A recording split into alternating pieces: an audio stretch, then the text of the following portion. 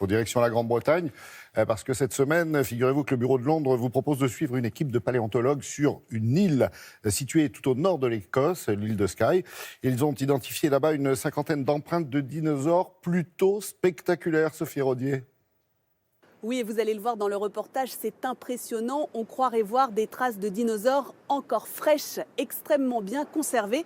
Et pourtant, elles remontent à l'ère jurassique, c'est-à-dire il y a 170 millions d'années. Alors, à cette époque, sur l'île de Skye, vivait une colonie de dinosaures extrêmement nombreuse, mais ce n'était pas du tout la même situation, pas le même climat, pas le même relief. Et c'est en partie ce que ces empreintes ont permis de découvrir. Alors, ces scientifiques ont fait cette trouvaille il y a 2 ans, mais ils l'ont rendu public cette semaine en Écosse et c'est ce que vous allez découvrir dans ce reportage réalisé avec Anto Filippi.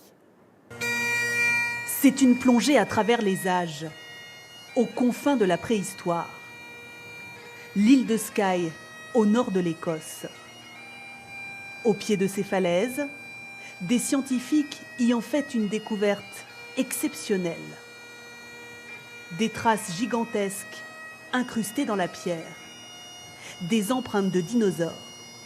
Sur cette photo, on aperçoit clairement la trace des orteils de l'animal préhistorique. Cette empreinte appartient à l'un des plus gros dinosaures de tous les temps, le sauropode. Son cou pouvait atteindre jusqu'à 2 mètres. Ces empreintes sont vraiment énormes. Les plus grandes font à peu près 70 cm.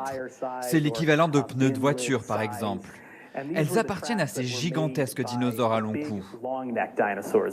C'est cette équipe de paléontologues qui les a identifiés.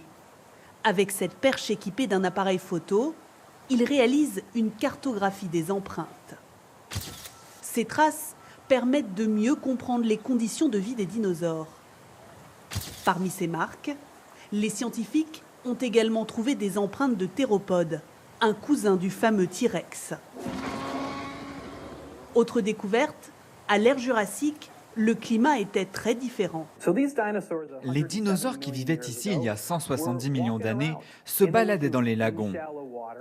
C'était un environnement complètement différent. À cette période régnait un climat tropical, plus proche de celui de la Floride ou de l'Espagne. Il y a quelques années, d'autres traces d'animaux préhistoriques moins anciennes avaient été identifiées. Avec cette nouvelle découverte, certains surnomment déjà Skye l'île des dinosaures.